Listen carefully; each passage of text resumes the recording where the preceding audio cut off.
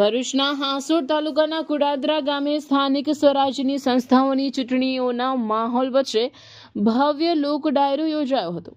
રાજ્યકક્ષાના મંત્રી ઈશ્વરસિંહ પટેલના વતન ખાતે આયોજિત આ કાર્યક્રમને લઈ ગ્રામજનોમાં ભારે ઉત્સાહ જોવા મળ્યો હતો। ભવાની માતાજીના મંદિરના પાટોત્સવ નિમિત્તે જય ભવાની ગ્રુપ અને મંત્રી ઈશ્વરસિંહ પટેલના સહયોગથી આ ડાયરાનું આયોજન કરવામાં આવ્યું હતું। કાર્યક્રમમાં જાણીતા લોકગાયક કીર્તિદાન ગઢવી અને અપેક્ષા પંડ્યાએ તેમના વૃંદ સાથે ભજનો અને લોકગીતોની રમઝટ બોલાવી હતી, જેને કારણે સમગ્ર માહોલ ભક્તિમય અને રંગીન બની ગયો હતો। ડાયરા દરમિયાન કલાકારો પર રૂપિયાનો વરસાદ કરવામાં આવ્યો હતો। આસપાસના ગામોના મોટી સંખ્યામાં ગ્રામજનો કાર્યક્રમમાં હાજર રહ્યા હતા અને કલાકારોની લોક ડાયરાની મજા માણી હતી। આ પ્રસંગે સાધુ સંતો તેમજ સ્થાનિક આગેવાનો પણ ઉપસ્થિત રહ્યા હતા। ભક્તિમય વાતાવરણ ત્રિવેણી સંગમ છે।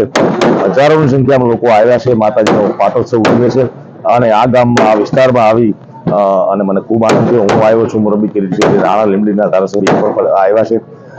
સાહેબની વિશેષતાની વાત કરીએ તો 5 ટર્મથી પોતે અહીંયા ચૂંટાઈ આવે છે। ખૂબ લોકો જીવનમાં એમનું સ્થાન છે, લોકો માટે એમણે કામ કર્યું છે, એટલે તો 5 વર્ષથી પોતે ધારાસભ્ય તરીકે 5 ટર્મથી છે, 5 ટર્મથી મંત્રી તરીકે છે। બહુ મોટી ઉપલબ્ધિ છે। સુગર ફેક્ટરીમાં પણ પોતે બહુ સક્રિય છે। લોકચાહના એમની ખૂબ છે। આ વિસ્તારમાં મેં આવીને જોયું, ઘણીવાર આવવાનું થાય છે, પણ આ ભવાનીનો મહોત્સવ ઉજવીને સાહેબે ભગીરથ કાર્ય કર્યું છે, એના માટે એમને અને આખી ટીમને ખૂબ શુભેચ્છાઓ આપું છું। ખૂબ રાજી થયો। ધન્યવાદ। જય માતા, જય ભવાની। કુડાદરા ગામ ખાતે 1980 પહેલા અમારે ત્યાં લીમડાની બાજુમાં એક નાની મૂર્તિ હતી ભવાની માતાની।